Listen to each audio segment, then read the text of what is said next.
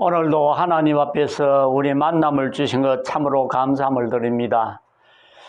오늘 하나님의 말씀은 디모데전서 제 6장 10절의 말씀을 가지고 우리 은혜를 나누고자 합니다. 우리 하나님께서 풍성한 은혜를 나눠주실 줄 믿습니다. 디모데전서 6장 10절을 한 절 볼 것 같으면 돈을 사랑함이 일만하게 뿌리가 되나니 이것을 탐내는 자들은 미혹을 받아 믿음에서 떠나 많은 근심으로서 자기를 찔렀도다는 그런 말씀입니다.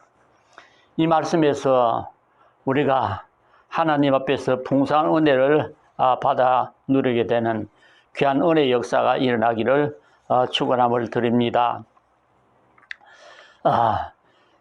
제목을 굳이 정한다면 성도들이 채점하고 있어요.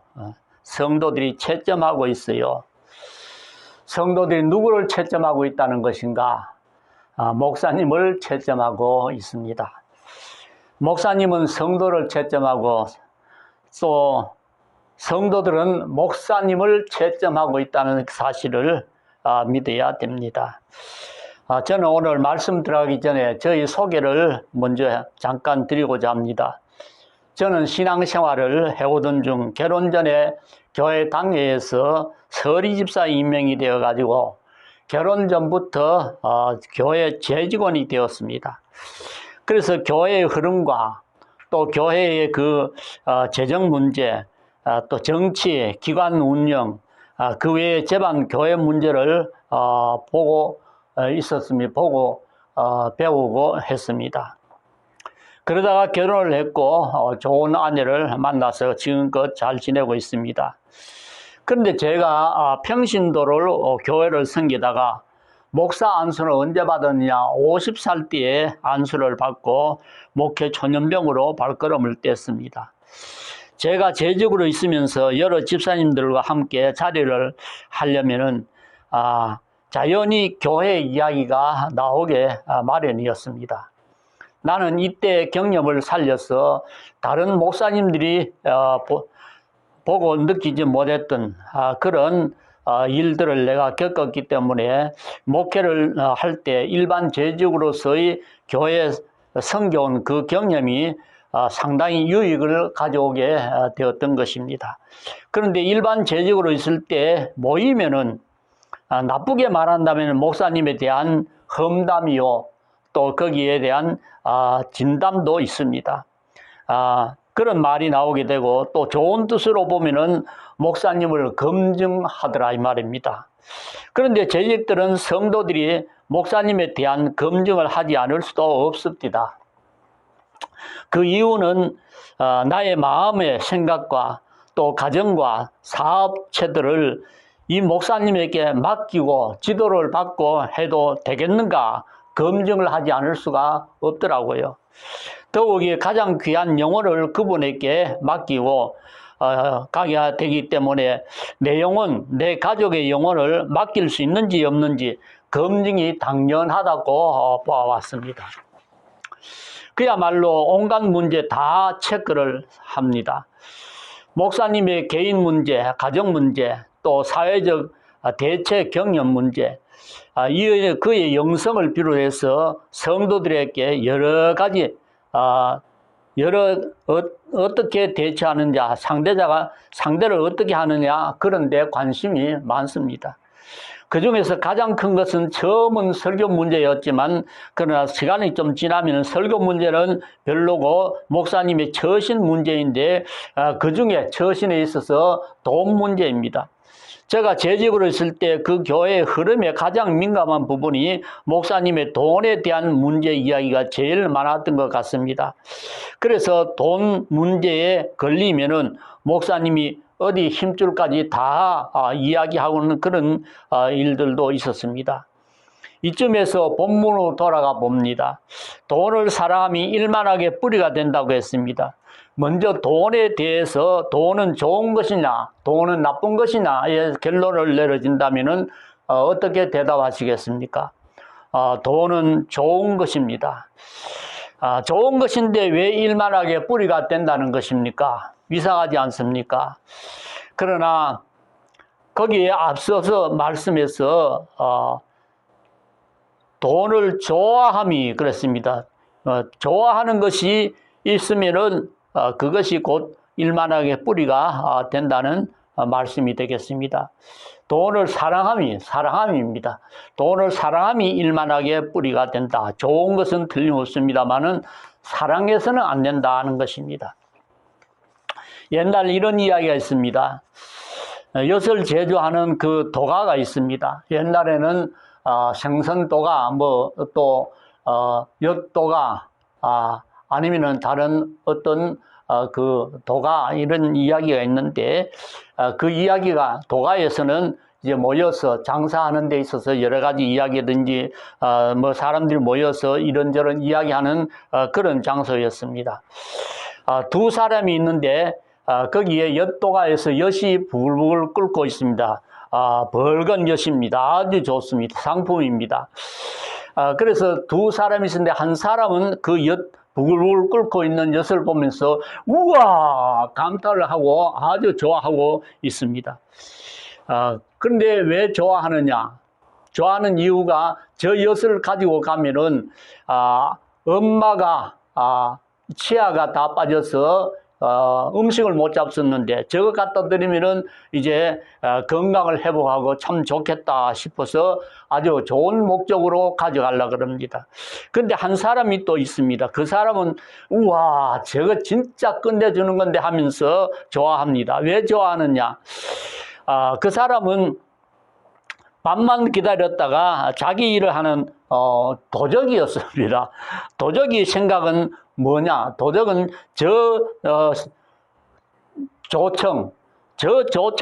조청만 있으면은 부잣집 대문을 열고 들어가면은 자기의 욕심을 채울 수 있다는 것입니다.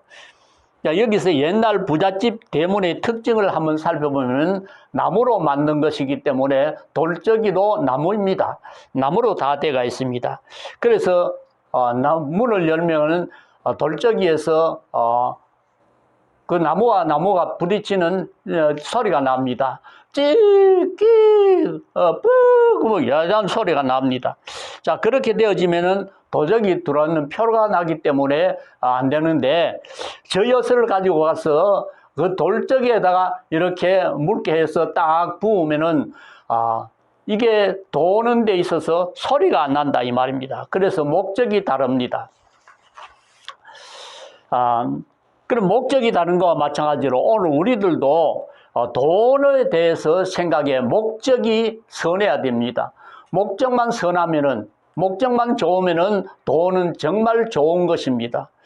목적이 나쁘면은 그것이 일만하게 뿌리가 되어진다는 것입니다. 그래서 조청을 넣고 두 사람의 목적이 다르듯이 우리도 이 세상 살면서 살아가는 가정에 돈에 대해서 어떤 목적을 가지고 돈을 벌려고 그러고 돈을 모으려고 그토록 애를 쓰고 땀을 흘리고 있는 것입니까? 목적이 선해야 된다는 것입니다. 목적이 나쁘면은 일만하게 뿌리가 되어져 버리고 맙니다. 일만하게 뿌리에 대해서 생각을 해봅시다. 뿌리란 것은 근본이 되는 것입니다. 뿌리는 보이지 않는데 그러나 근본입니다.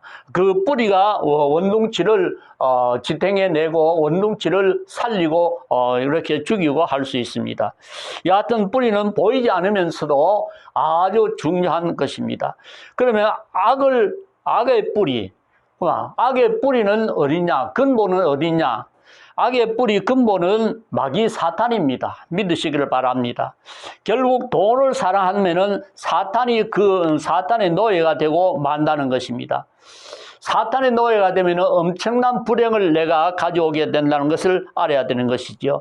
그래서 돈을 사랑함이 일만하게 뿌리라 그랬고, 그 9절에 볼 것 같으면 파멸과 멸망으로 빠지게 하는 것이 돈을 사랑하는 것이라 그랬습니다. 그리고 말씀으로 이제 지식으로 잘 알고 있으면서도 왜 사람들은 돈을 사랑하고 있는 것인가 말입니다. 돈이 있으면 안 되는 일이 없기 때문입니다. 돈의 위력, 돈의 힘입니다. 그런데 그 힘은 끝맺음은 자기 자신을 스스로 이제 성경의 기록대로 찌르는 도구가 되어버리고 만다는 것입니다. 돈을 사랑했던 사람들이 대소간의 그 사연들을 잘 보면서 우리는 세상을 살아가고 있는 것이죠. 그래도 자꾸 시대마다 돈을 사랑하는 사람들이 많이 일어납니다. 그 이유가 무엇입니까? 그 이유는 사탄의 전술에 빠졌기 때문인 것입니다. 사탄은 내 과거, 현재 너무 잘 알고 있습니다. 나의 장점, 단점을 정확하게 잘 파악하고 있습니다. 한번 돈에 대한 관심을 가지면 집요하게 나에게 접근해서 내 약함을, 내 거기에 적당한 그런 사연들, 일들을 가지고 옵니다. 사람이라면 다 돈이 필요한 것입니다. 무일푼으로 세상을 살아갈 사람은 아무도 없습니다. 돈을 사랑하기 때문에 문제가 생겨지게 되는 것입니다. 성도편에서 목사님을 바라보는 것은 첫째 말씀드렸다시피 말씀입니다. 처음 부임하면은 말씀에 대해서 관심을 많이 가집니다. 그러나 두 번째로 말씀 조금 지나면은 말씀에 대해서는 희박해져 버리고 관심이 어디에 있느냐? 관심은 목사님의 인격 또 목사님의 그 성품 사생활 편이 되어집니다. 제가 말씀드리고 싶은 것은 공적 생활, 이 사적 생활에서 제일 조심해야 될 것은 목사님이 돈입니다. 돈. 금전 문제입니다. 그리고는 여자 문제이죠. 오늘 여자 문제에 대해서는 말씀이 없기 때문에 다루지는 않겠습니다. 그래서 제일 입방아에 오르내리는 것은 목사님의 돈에 대한 처신을 제일 입방아에 오르내리고 합니다. 목사님이 목회에 존경받느냐, 목회에 존경받지 못하고 입방아만 들고 찍게 되느냐, 또 성도들이 목사님을 잘 따르느냐 따르지 않느냐는 이 돈 문제입니다. 돈을 얼마나 잘 성령대로 쓰고 있느냐, 다루고 있느냐 이것입니다. 세상 학원 강사는 학생들이 많이 모이고 또 학부모들이 많이 보내는 그 학원은 강사가 쪽집게 강사, 핀세트 강사입니다. 세상의 법을 어기는 그런 경우는 강사에게 보지도 않습니다. 학부모들은 보지도 않습니다. 강사가 세컨드를 두었다. 조금 이상하게 도둑질을 했다. 그게 문제가 감옥에 잡혀 들어가지 않으면 거기에 대해서 관여를 안 합니다. 다만 무엇에 대해서 관심이 있느냐? 자기 자식을 공부 잘 시켜가지고 명문대학에 보내느냐 못 보내느냐 그겁니다. 거기에 관심만 있습니다.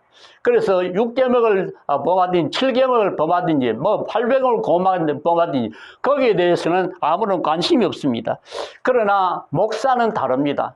목사는 성도들한테 모든 것에 다 채점을 받습니다. 목사는 참 조심스럽고 아주 목사가 참 하기가 어렵습니다. 아주 어려운 것이 목사님의 직분인 것입니다. 그래서 목사는 이모저모로 많은 노력을 하지 않으면은 그 감당할 수가 없습니다. 그리고 성도들은 이 돈에 대해서 자기 자식에게는 금전 문제 아주 엄격하게 다루고 있습니다. 자식이 엄마한테 돈 1,000원만 엄마 하고 부탁하면은 손을 내밀면은 학교 갈 때 너 돈 1,000원 줬잖아. 그러면서 엄마가 너네 화폐 공장이냐? 그렇게 말들을 하면서 엄마에 대해서 더 이야기하지 마라. 이렇게 하지만 그러나 자식에게는 이렇게 돈에 대해서 인식하지만 그러나 교회에 헌금하는 데는 아까워하지 않고 헌금을 하나님 앞에 드립니다. 성도들은 아끼고 절약하고 또 쪼개가지고 그렇게 살지만 하나님께 드리는 데는 거기에 자기 나름대로는 풍성히 다들 드리고 있습니다.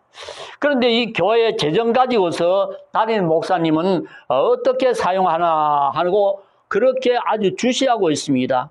아주 거기에 관심이 많습니다. 어떻게 사용하느냐. 그러므로 교회는 한 달에 한 번씩 재정 보고를 하고 있지 않습니까?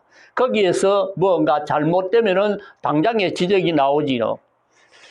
우리가 이 성도들의 그 금전 문제에 대해서는 이렇게 아주 관심이 많은데, 성도들이 낸 헌금, 그 헌금, 하나님께 바쳐진 그 헌금을 어떻게 쓰느냐 하면서 눈에 불을 밝히다시피 해서 주시하고 있습니다. 그런데 담임 목사님은 어떠냐? 담임 목사님은 교회 재정 가지고 어떻게 사용하나? 멀쩡한 승용차도 오래되지 않는 그런 승용차인데도 불구하고서 그것을 아주 좋은 고급차로 새로 바꿉니다. 왜 차를 바꾸었나 물으면 승용차가 크고 무게가 있어야 생명에도 안전하고 피로도 덜하고 좋아서 바꾸었습니다는 그런 말을 합니다. 목사님의 건강과 생명을 승용차에 걸고 있습니까? 아니면 하나님께 걸고 있습니까? 생명을 어디다 걸고 있습니까? 이 목사님은 승용차에다가 자기 생명을 거는 것 같은 그런 느낌이 들지 않습니까? 일반 성도들은 그래 느끼는 경우가 많다는 것입니다. 지금 현실에서 성도들이 헌금 드린 것이 하나님께 바친 것인데, 이 하나님께 바친 것을 가지고 이렇게 사용하니까, 그러면 헌금 바친 것이 누구를 위해서 바쳤느냐? 목사를 위해서 바쳤느냐? 하나님을 위해서 바쳤느냐? 하나님을 기쁘시게 하고 있느냐? 아니면 목사님을 기쁘게 하고 있느냐? 갈라디아 1장 10절에 이런 말씀이 있지 않습니까? 내가 이제 사람들에게 좋게 하라. 하나님을 좋게 하랴. 사람들에게 기쁨을 구하랴. 내가 지금까지 사람들의 기쁨을 구하였으면 그리스도의 종이 아니니라는 그런 말씀이 나옵니다. 교회 장로님들에게 한마디 합시다. 교회 당회원은 왜 있습니까? 지금 누구를 기쁘게 하고 있는가 말입니다. 장로님들, 목사님의 건강과 생명에 그렇게도 걱정이 되면은 대형 버스는 리무진을 하나 구입해서 장로님들이 목사님 모시고 다니시면 될 것 아닙니까? 승용차보다 더 안전한 것이 아닌가요? 목사님들이 교회에서 구입해서 주는 것이라 하면은, 목사님이라면은 정말 교회를 위한 목사님이요, 하나님의 헌금이라면은, 하나님께 바친 헌금이라면은 그러한 장로들의 처신에 호되게 야단을 쳐야 될 것입니다. 왜 하나님의 재물을 가지고 사용하는가라고 야단을 쳐야 될 것입니다. 지금 현재 타고 다니는 것만 해도 충분하고 어디를 갈 수 있는 그런 좋은 승용차인데 왜 그것을 두고서 새롭게 사느냐고 야단이 있어야 될 것입니다.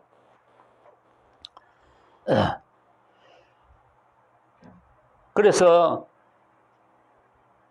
두 부류가, 장로나 목사나 똑같은 부류가 되어버리면 어떡합니까? 두 부류의 처신을 하나님의 저울에 달아보신다면 어떻게 되겠습니까? 다니엘 5장 25절 이하에서 말씀의 해석이 나옵니다. 거기에서 내가 그 무게를 달아보았더니만 가벼워서 못 쓰겠더라. 차마 나도 죄인이요, 나도 목회자로서 대접받아온 자르기 때문에 내 입으로 그 말씀 전달하기가 심히도 두렵고 떨립니다.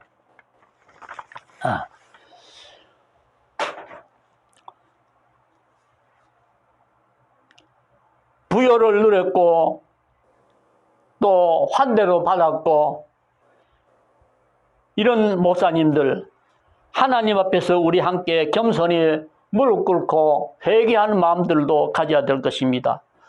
목사님들 다 같이 한 강의실에서, 다 같은 교수 밑에서, 다 같은 과목 가지고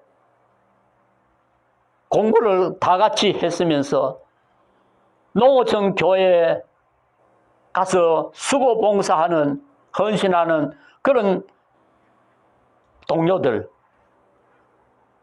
그런 목사님들 생각이나 해봤습니까? 주일 헌금이 한 주일에 10만 원도 채 되지 않는 헌금 실 때 들어보았습니까? 그런 이야기 아십니까? 한번 그런 교회를 위해서 고민을 해보았습니까? 목사님이 생각할 때 다른 동료들이 누려보지 못한 나의 지금 형편에 오히려 나는 저 낙도에 가지 않게 되면 감사함을 드립니다. 나는 저 도서백지에 가지 않으면 감사드립니다 하면서 감사 기도나 드리지는 않았는지 모르겠습니다. 나는 저런 목회자들과 다르다고 감사 고백이 되었다면 이건 정말 성경에 나오는 누가복음 15장 11절에 거기에 나는 저 세례와는 같지 아니하며 감사합니다 하고서 교만의 바리새인의 그 기도를 우리는 생각하지 않을 수 없습니다. 큰 교회 목사님들이요, 목사님이 맡고 있는 교회 강당 꽃꽂이에 드는 헌금만 어려운 교회에 보내어도 하나님의 교회가, 그 어려운 교회가 활력이 다시금 일어나게 될 것입니다. 성경에 예배드리는 장소에 꽃꽂이 하라는 그런 구절이 있습니까? 꽃이 없으면 나는 예배 싫다고 하신 하나님의 말씀이 있습니까? 구약의 성소 성전에 꽃받침대가 있답니까? 이스라엘 성전에 꽃받침대 있다고 문건에 기록이 되어 있습니까? 하나님이 예배드릴 때 꽃향기에 하나님이 강림하십니까? 하나님께서 즐거워하는 일, 이제 심한 말로 하나님 기뻐하시는 짓거리를 해야 될 것 아닙니까? 꽃향기에 하나님이 강림하신다면 이건 있을 수 없는 일이 일어나지 않겠습니까? 지금 누구를 즐겁게 하고 누구를 기쁘게 하고 있는 것입니까? 정 그렇다면은 저 일선 교회에, 어렵고 힘든 교회에 지원도 열심히 하고 꽃도 하세요. 그래서 목사님에 대한 처신, 활용을 얼마나 잘하고 있냐의 처신 전부 점수로 하나님께 올라갈 것입니다. 하나님 앞에 성도들이 점수가 올라가는 것,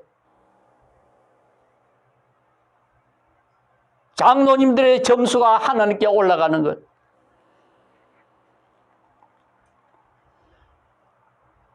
우리는 하나님이 자기 자녀들이 목말라 애타게 부르짖고 있고 자기 자녀들이 배가 고파 아우성치고 있는 자기 백성들이 있는데도 불구하고서 형제들이 돌봐주지 않는 그런 상태에서 어떻게 하나님은 도와주지 않는 그 교회, 그 목사를 어떻게 생각하고 평가하겠느냐 말입니다.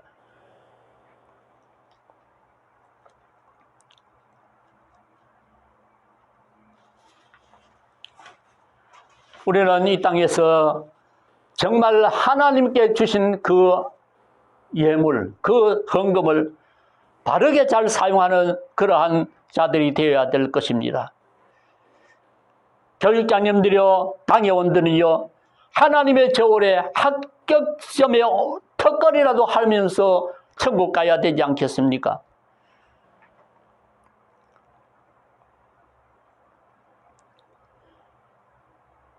우리는 목회하면서 모아오는 재물 가지고 더운 철에 저 다른 시원한 곳으로 피서가고 아니면은 추울 때 따뜻한 나라로 피서가고 이제 다른 나라로 가서 겨울을 지내고 오고 이런 상태가 되어서 어찌 되겠습니까?